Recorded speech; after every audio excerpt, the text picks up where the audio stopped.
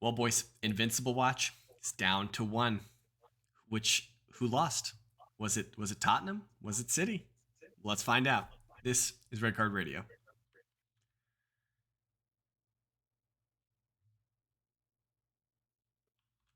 Good morning, good evening, good afternoon, whenever you're listening from. Thanks for tuning in. Red Card Radio is a weekly look at the Premier League from 3 friends who support different clubs. As always, my name is James. I support Arsenal. With me tonight, that's Brad. He supports Chelsea Football Club. And down there, that is Sean. He supports Tottenham. Boys, we're going to jump right into it. But before we do, if you're new here, first time, if you stumbled across us, if you could hit that subscribe button, hit the follow button, like, all those things, sub notification bell if you're on YouTube. All those things really help us out. Help to grow the podcast, something that we're trying to do here. So if you could, and then share it with a friend, someone who, watches soccer or football, we'd love to hear from them. So if you don't, you might get mildly inconvenienced. Oh, maybe. So what you're gonna want to do is like, subscribe, rate, and review 5-star. Or what you might do is accidentally flat tire someone walking into the elevator at your work and get carded for a red card, and you have to go home from the office for the day, unpaid. Oof. You might accidentally flat tire somebody, complete accident, no intent at all, and you just so happen to graze the heel of the person in front of you, and then you get sent home for the day. That would be unfortunate. So in order to avoid that, like, review, comment, subscribe, 5-star. Well, we're going to look at the Premier League table. First things first. As you guys can all see, still in first position is Arsenal on 21 points. And if you are good at math, you'll remember that Arsenal were on 18 points before the last match week, which means they picked up all 3 points in their last match against whomever that was. Tally at home. Against whomever that was.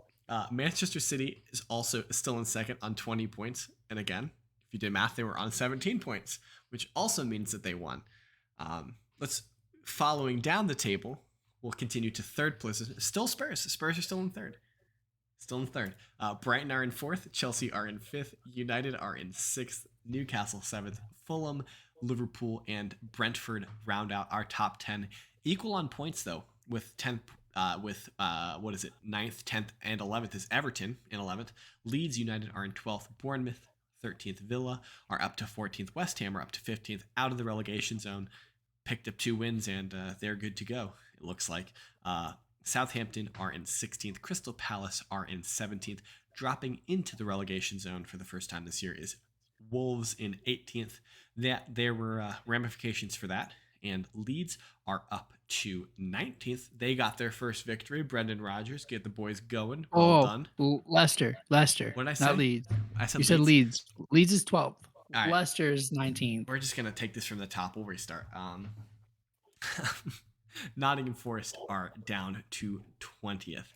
So that's what the league table looks like. Quickly, to kind of give you guys a overview of results. Of course, in the North London derby, as I was alluding to just moments ago, Arsenal beat Spurs 3-1, and we do have to go back check the scores, because we did predict those scores. Brad had a 1-1 draw. Sean had a 2-1 victory for Spurs. Jimmy also predicted a 2-1 victory for Spurs, and I alone picked Arsenal to win, though my scoreline was wrong, and my prediction for the series of events, I said that Spurs would score first and Arsenal would then win the game 2-1. But in fact, Arsenal won the game 3-1. Bournemouth, Brentford ended 0-0. Palace, Chelsea ended 2-1. A little bit of controversy there. Fulham, Newcastle win that game 4-1. Liverpool, Brighton. Trossard has a hat trick at Anfield, and Brighton tie that game. That game ends in a 3-3 tie. Draw, whatever you want to say. Southampton, Everton. Everton pick up another win. They beat Southampton 2-1. West Ham and Wolves. West Ham get the 2-0 victory. City, United in the Manchester derby. City get a 6-1 lead. Give up 2 goals late and win the game 6-3. Phil Foden and Erling Haaland have hat tricks in that game. Leeds Villa ends 0-0, and then yesterday on Monday, Leicester beat Forest. I said 3-3, Brad. I said 3-3 draw for Liverpool Brighton. You said try instead of tie. Oh. And then you said tie draw. Oh. Well, you know. You had all the 3-3 try. Anyway, Leicester Forest ends 4-0. So that's where we're at. We're gonna kick it off in London, in North London specifically. Sean, why were you so wrong? I wasn't. Oh, okay. So Spurs won the game. They got all 3 points. Anthony Taylor was wrong. Oh, okay. Yes, he was. I am here for this agenda. Sean, please continue why Anthony Taylor was wrong. Yeah, I'm not gonna bash Anthony Taylor. He was coming from behind the play. He has the view from behind. He sees that Emerson errantly makes a poor challenge. He gets the back of the calf of the player. I don't remember who it was. Martinelli. And he shows a straight red. He hadn't even been cautioned. It is the wrong call in every sense. And I fully expected the EPL to at least rescind the suspension. Yeah, they're probably not going to rescind the red card, but they're not going to undercut Anthony Taylor. But suspension for 3 games over a wrong call is pretty harsh. Let me push back on you slightly there. So, Martinelli and Emerson are tussling. Martinelli gets the ball off Emerson, and then Emerson lunges in, puts the heel of his boot. It's not into the back of his calf. It's into his like upper ankle, and Martinelli's foot is planted in the ground. The studs of his boot go into the top of his ankle and pin his ankle there. That's an ankle breaking challenge. He definitely could have broken Martinelli's ankle there if he had more weight on his ankle. So saying that it was errant, agreed. Saying that it was reckless, agreed. It was a stupid challenge by Emerson. He didn't. It's a stupid challenge. I agree. That's a yellow all day in every game. Martinelli was going back to his goal. There was no need to put a tackle in, and absolutely not. He dangerously kicks out and gets him. So my takeaway from this, and I texted you guys right after the game. I said I think the red card was harsh. I still think the red card was harsh, but he gave Anthony Taylor a reason to think about it, and for that reason, it was red, and there was no clear and obvious error in giving the red because there was, you could make an argument that it was red. So VAR was never going to overturn it. So it was stupid. But I will say, and I know you're going to push back on me this point because you're going to say that Spurs were about to make their subs and that's when the game takes off. Arsenal were in complete control of the game. They were dominating Spurs almost entirely. Spurs had one counterattack that Arsenal contained, and then Gabriel puts in a rash challenge on Harry Kane that gives you on Richarlison that gives you the penalty, and so that's how you guys get back in the game. And I will say Spurs certainly looked dangerous you guys looked dangerous on the break, but you guys couldn't pass the ball. Son missed 2 or 3 easy passes that he just missed, and Arsenal, you guys couldn't deal with our attack. We were systematically dismantling you guys, and so. I don't think the red card changed the game. Hold on, before we go any further off of that, because I know Sean's going to go in on this. So we only get one on this. So we only get one side before. No, I'm getting to that, but you're going to take it away from Anthony Taylor, and I want to stay on Anthony Taylor for a second. Of course you do. There's no reason. Anthony, I could have said any referee's name. I could have said any referee's name, and they would have made the same call because it was a stupid fucking challenge. Do you think when Anthony Taylor reached into his pocket, he thought he grabbed the yellow card and he accidentally grabbed the red card and just kept with it? It was like, yep, I guess it's red. You keep those cards in different pockets. They're different pockets, Brad. The red's in the back pocket. Do you think he got confused and was like, no.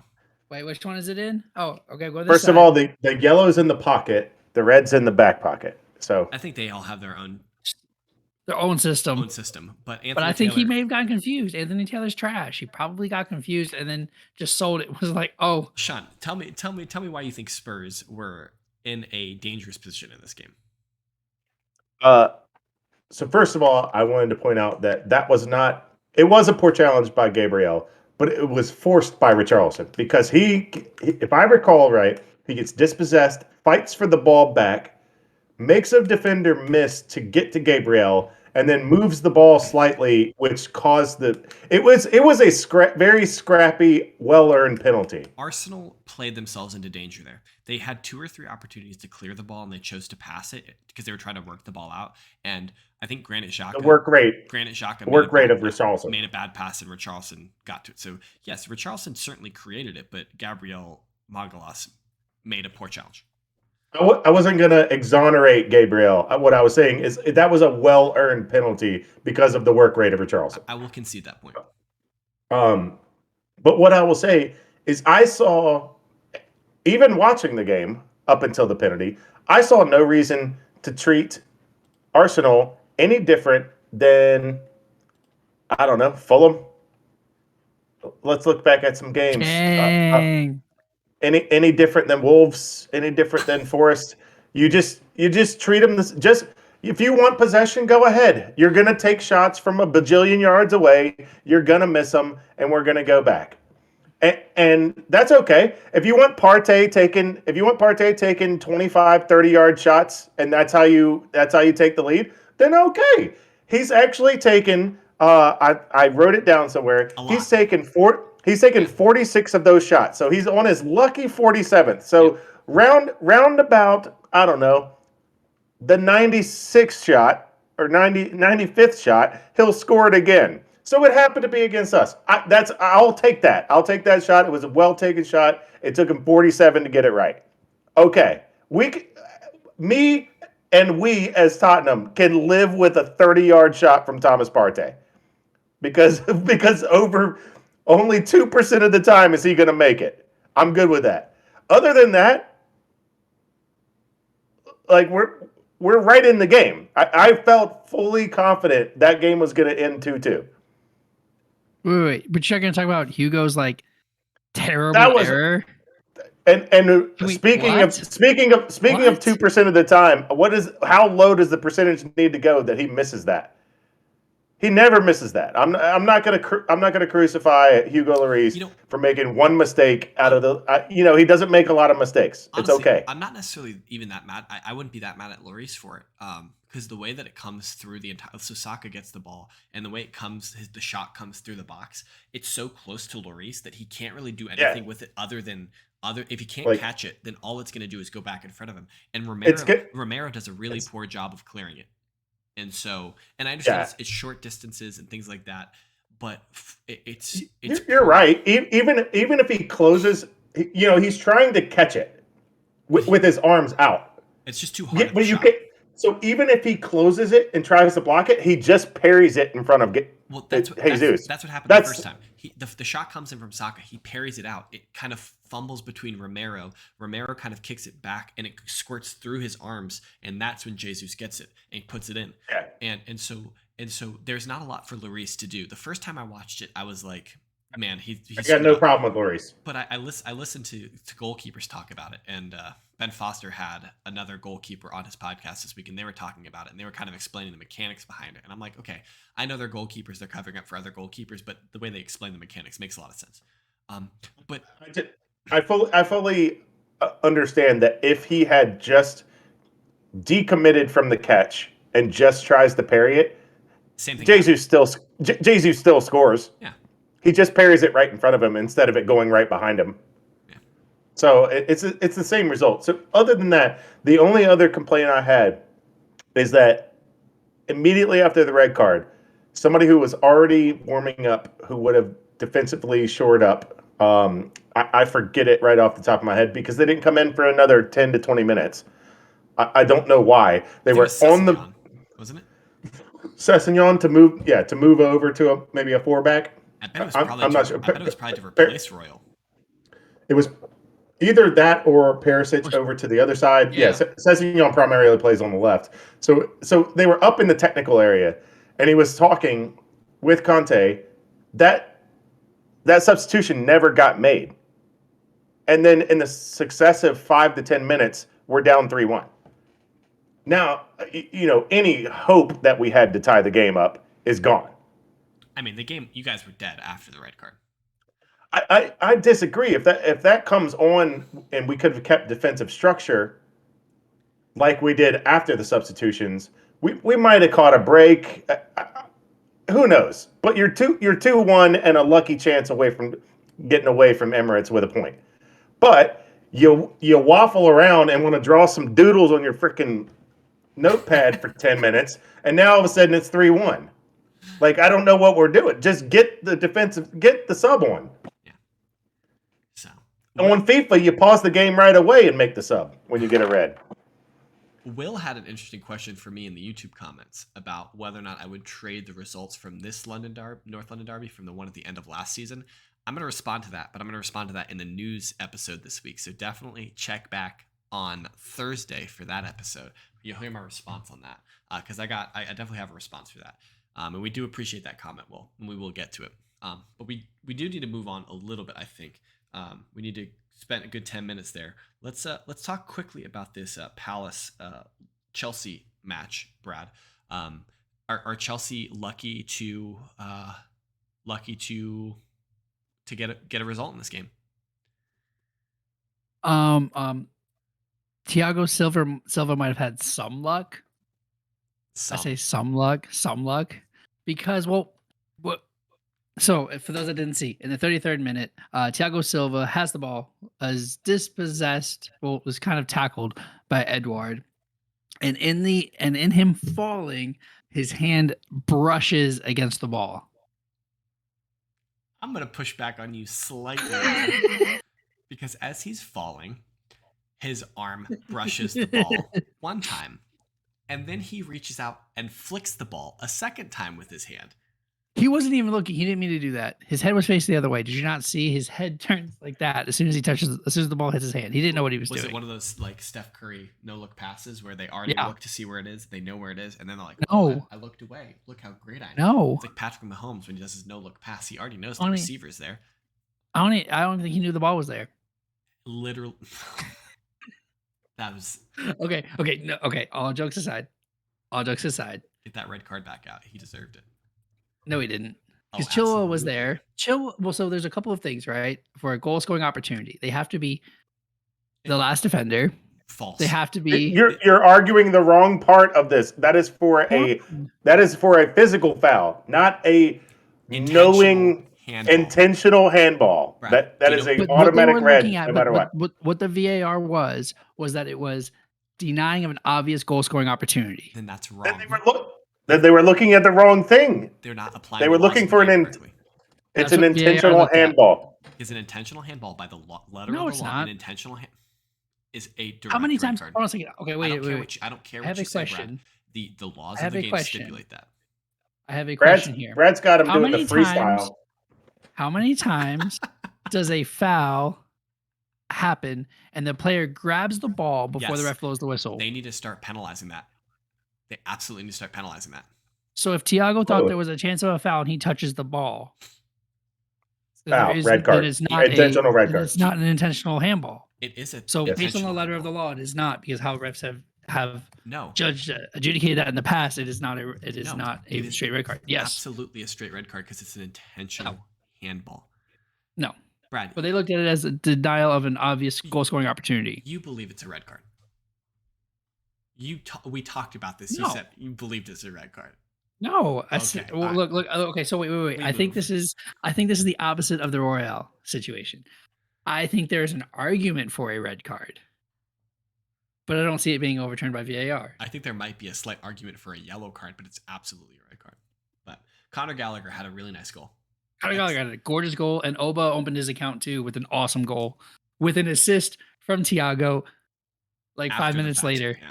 It was 5 minutes later, and somehow Thiago is playing left wing and heads it to Alba for the goal. Yeah. Both goals were awesome.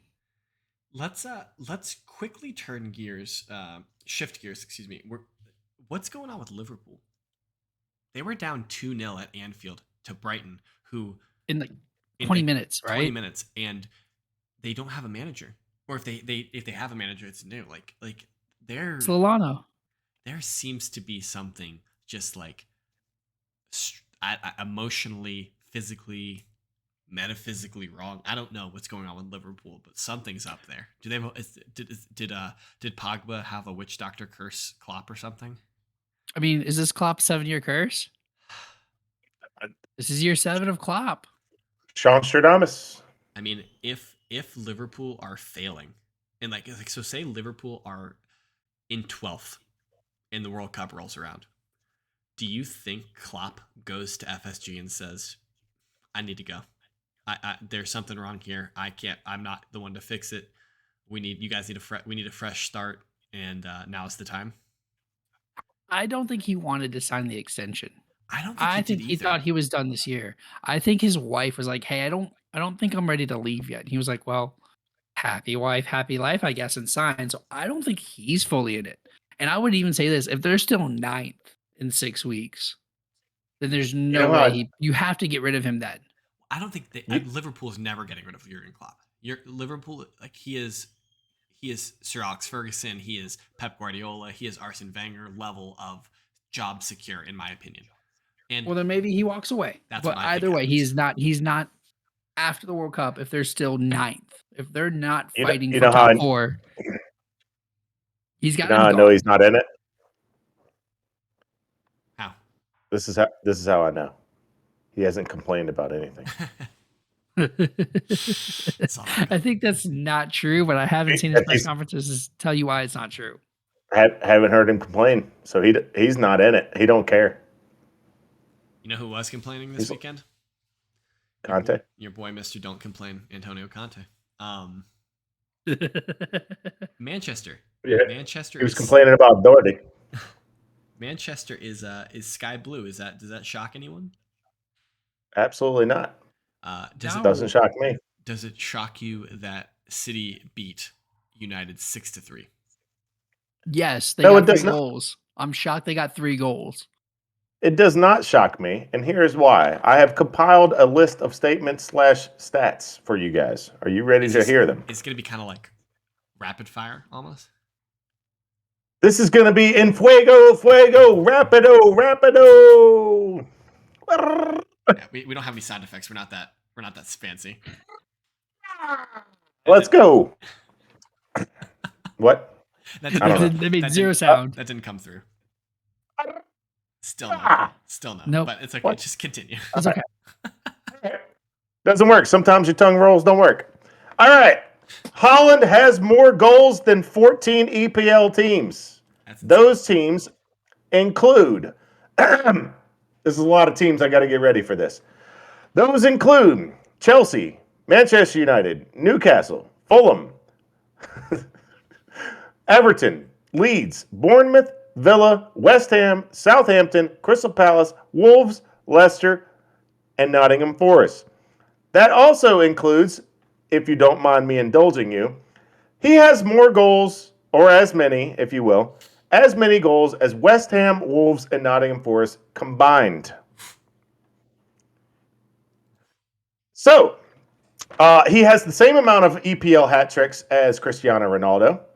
And it's funny you bring up hat tricks, Sean, because in 2001, Ruud van Nistelrooy came very close to the record of quickest player to 3 hat tricks in the Premier League as a whole. He got to it in 59 games. That's a pretty impressive record. That record, however, is held by Michael Owen, who got to it in just 48 games. He achieved that record in 1998. 48 games is pretty quick. That's a season and a half to get to 3 hat tricks. Erling Haaland did it in 8 games. He's only been 8 games. He's only been called offside twice, which is less than his left back, João Cancelo. That's insane. That's insane. Also, just so you guys worry more, Norway did not make the World Cup, so he's going to have a month off in December. By the way, he is tied for the most goals in the Champions League. His 17 goals assists is more than 2 per game. He has participated in 58.6 of City's goals. City this is just a note on City. They also just have 1,300 more passes than any other team. Second most was Arsenal, by the way.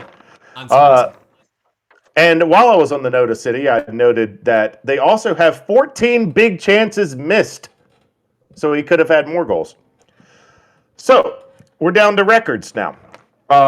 In a 44 game season or a 42, we have not figured out how many games it was. But either way, and that many and over 40, Alan Shearer and Andy Cole shared the goal record of 34. In a 38 game season, as it's currently constructed, the record is 32 by Mohamed Salah. If he keeps scoring at his current rate of 1.75 goals per game, he will finish with 66 goals.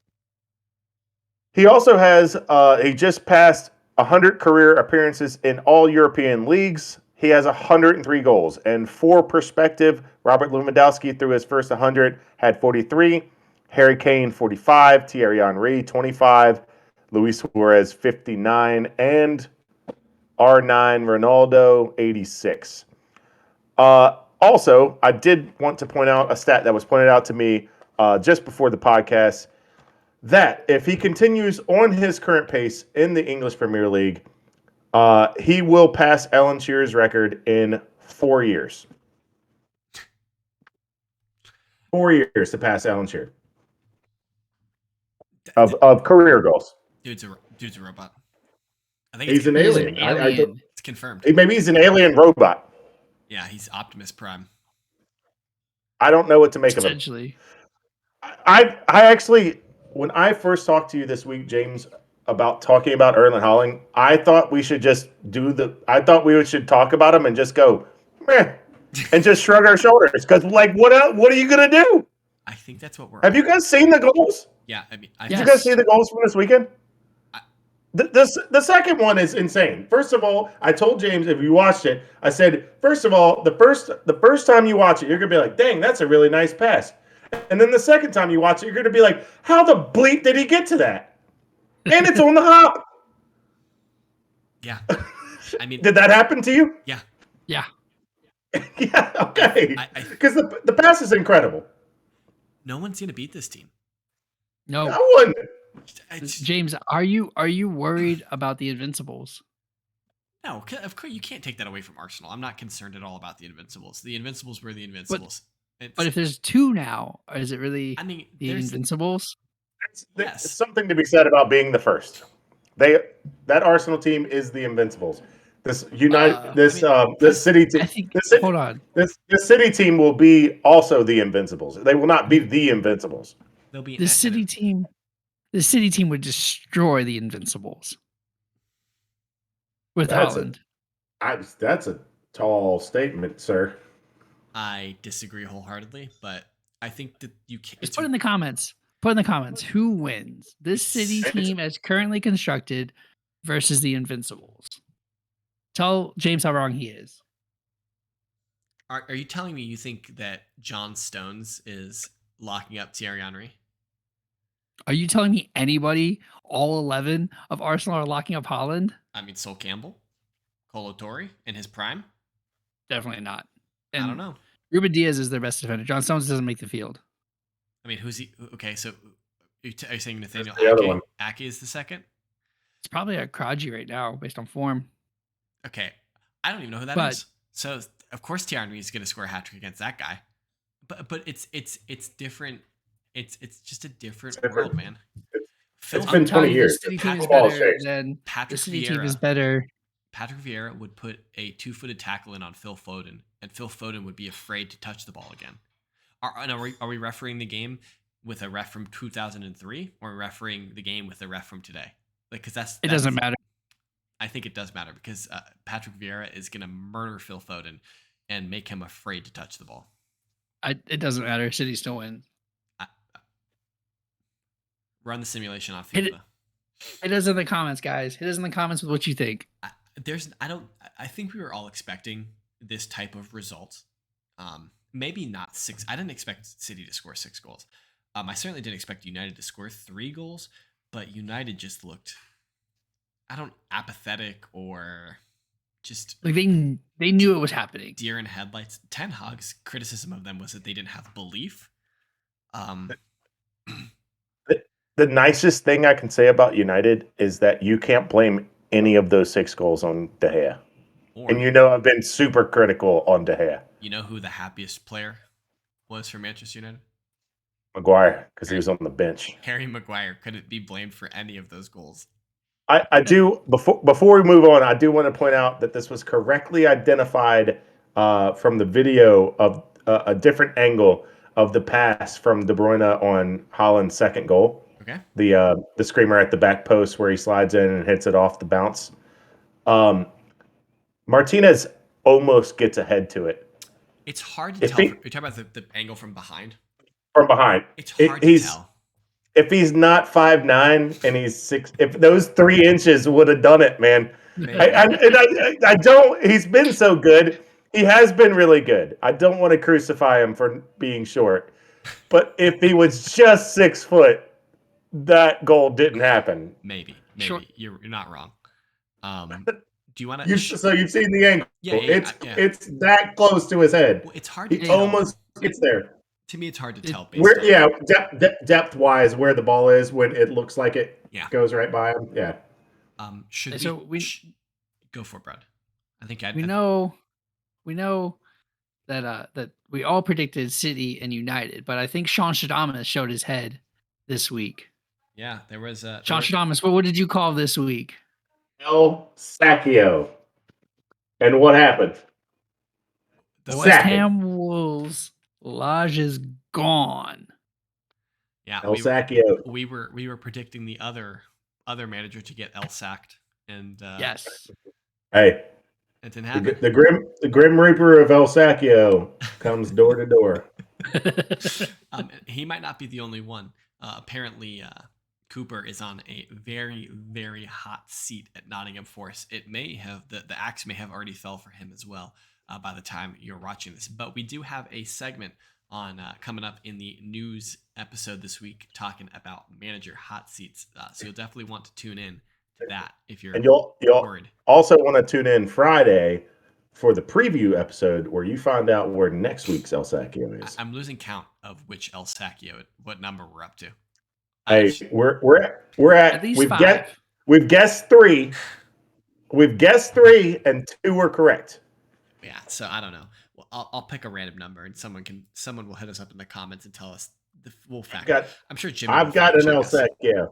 I've got an El Sackio for next week. Good. Tune in Friday. So make sure you tune in for the rest of the week. If you're still new, made it through the end of us, definitely hit that subscribe button. Give us a ring notification bell. Ring the sub notification bell on YouTube. Drop us a comment on the YouTube. If you're on the podcast, leave it to 5 stars. That really helps us. Share this episode with a friend.